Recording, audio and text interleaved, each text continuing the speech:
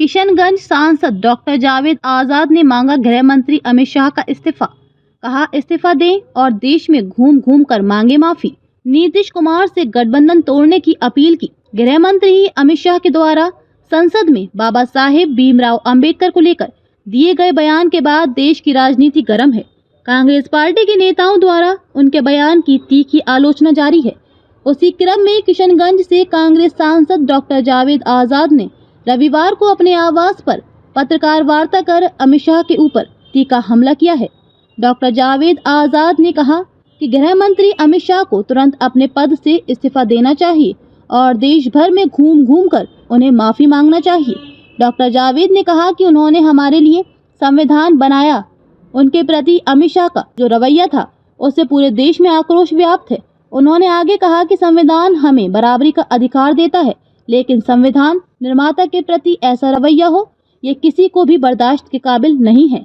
उन्होंने कहा कि राष्ट्रीय स्वयंसेवक संघ को बाबा साहब के प्रति कितनी नफरत थी, आखिर वो भी जुबान पर आ ही गई। वहीं मुख्यमंत्री नीतीश कुमार पर भी उन्होंने निशाना साधते हुए कहा कि बिहार को गर्त में पहुंचा दिया गया है और बिहार सबसे पिछड़े राज्यों की श्रेणी में है।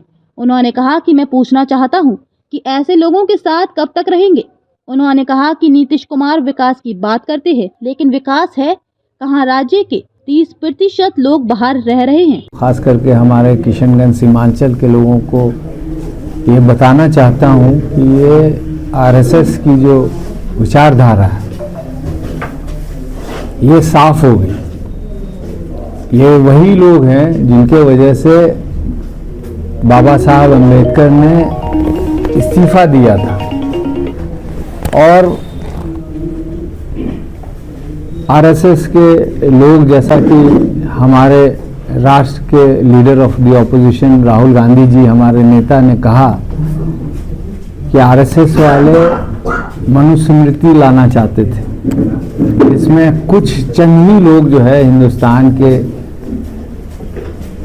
लोगों पे राज करे, जो पिछले 5000 साल से लोगों को गुलाम बना के, छुआछूत फैला के, दबाव से जिस तरह से शोषण किया था, वही ये चाहते थे और अभी भी वही चाहते हैं।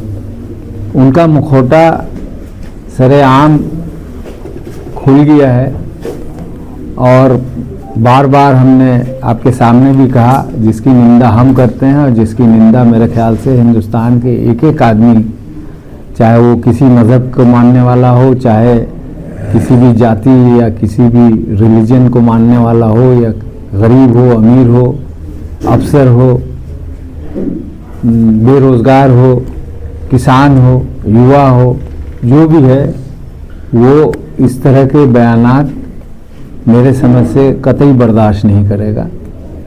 और मैं आखिर में आप लोग के माध्यम से ये बताना चाहूँगा कि सबसे बेहतर यही होगा कि आदरणीय प्रधानमंत्री जी अपने गृह मंत्री जी को इस्तीफा देने को मजबूर करें, ताकि लोगों में ये जो ये एक तरह का घात हुआ है दिलों पे, उसका भरपाई हो और इस तरह के लोगों को हिंदुस्तान की हुकूमत चलाने का कोई अधिकार नहीं है। जो कॉन्स्टिट्यूशन बनाने वाले के खिलाफ इस तरह के लहजे से अपना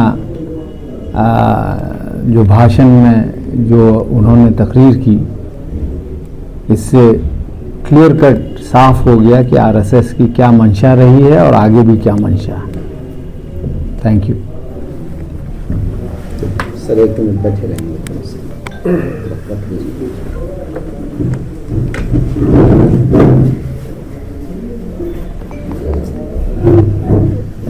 विषय है हमारे हिंदुस्तान के होम मिनिस्टर अमित शाह जी के बयान का और उनके लहजे का। जिस तरह से उन्होंने पूरे देश और दुनिया के सामने पार्लियामेंट में अंबेडकर जी का मजाक उड़ाया और अंबेडकर जी के बारे में जो उन्होंने जिक्र किया, जिस लहजे में जिक्र किया, तो ये किसी हिंदुस्तान वासियों को ये मुनासिब नहीं लगा।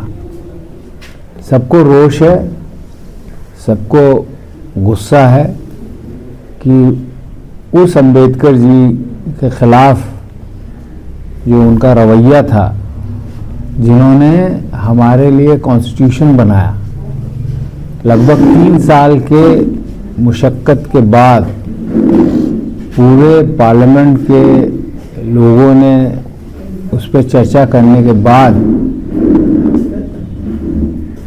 वो पेश हुआ था और फिर पास हुआ, जिसको जो हम लोग को बराबरी का हक देता है। सब हिंदुस्तान एक दूसरे के बराबर हैं, सबको हकूक़ हैं और ये हकूक़ हमको कॉन्स्टिट्यूशन से मिलता है, संविधान से मिलता है। और जब संविधान के निर्माता के खिलाफ इस तरह का रवैया हो तो ये किसी को भी बर्दाश्त काबिल नहीं है। इसमें ये भी सामने आ गया कि आरएसएस का बाबा साहब अम्बेडकर के खिलाफ कितनी नफरत थी, वो जुबान पे आ ही गई। तो इसका हम लोग निंदा करते हैं और हम लोगों ने पार्लियामेंट में अमित शाह जी का इस्तीफा मांगा। हम चाहते हैं कि अगर वाकई में हम संविधान को मानते हैं, संविधान की इज्जत करते हैं, बराबरी का जो हमें हक देता है उसकी हम इज्जत करते हैं, यह हम सब का फर्ज बनता है कि इसके बारे में जो लोगों में रोष है, तो हम लोग जितने भी इंडिया अलायंस के पार्लियामेंट के मेंबरान थे, हम लोगों ने एक साथ मिलके उनसे इस्तीफा मांगा है और माफ़ी मांगा है उनसे। तो मैं उनको इस्तीफा देना चाहिए और पूरे मुल्क में घूम के सबसे हाथ जोड़ के माफ़ी मांगनी चाहिए। नीतीश जी भी साथ में है, भी साथ में है। मैं आदरणीय नीतीश जी से अपील करना चाहता हूं कि ऐसे लोगों के साथ कब तक आप रहेंगे। बिहार को तो गढ़ पे ले आए आप। पूरे हिंदुस्तान में सबसे पिछड़ा जो राज्य है वो बिहार है। पर कैपिटा इनकम पूरे मुल्क का जितना है उसका 1/3 बिहार का है और उसमें से सीमांचल जो है उसमें से भी सबसे कमज़ोर है। तो आप जो विकास की बात कर रहे हैं, तो विकास है कहाँ? आपके 30% लोग जो है बाहर मजदूरी के लिए जाना पड़ता है। तो अगर यहाँ विकास होता बिहार में तो कौन जाना चाहता है घर बारी छोड़ के, परिवार छोड़ के। लेकिन आज हम लोग सिर्फ बाबा साहब अम्बेडकर के बारे में हम चर्चा करना चाहेंगे, जो उनके खिलाफ या उनके संदर्भ में बोला गया, जिस लहजे से बोला गया, उसके बारे में हम बोलना चाहते हैं। और हम नहीं, पूरा हिंदुस्तान बोल रहा है कि ये वाक़ये के बाद होम मिनिस्टर का होम मिनिस्टर बने रहना ये हम सबों के लिए शर्म की बात है और एक इंसल्ट है पूरे हिंदुस्तान के लोगों को। ऐसे आदमी को इमीडिएटली इस्तीफ़ा देना चाहिए और जैसा मैंने कहा, गांव-गांव में जाके हाथ जोड़ के सभी हिंदुस्तानियों से माफ़ी मांगनी चाहिए। सब बिहार में बड़ा खेला होने वाला है। जिस तरीके से भागलपुर का यात्रा रद्द हो गया, नीतीश कुमार जी का भाजपा के प्रोग्राम में न जमा, इसके बारे में आज मैं चर्चा नहीं करना चाहूँगा। इसके बारे में मुझे इल्म भी नहीं है। आज सिर्फ हम लोग बाबा साहब अम्बेडकर के बारे में जो गुस्ताखी हुई है, सिर्फ उसी के बारे में चर्चा करना चाहिए। Thank you.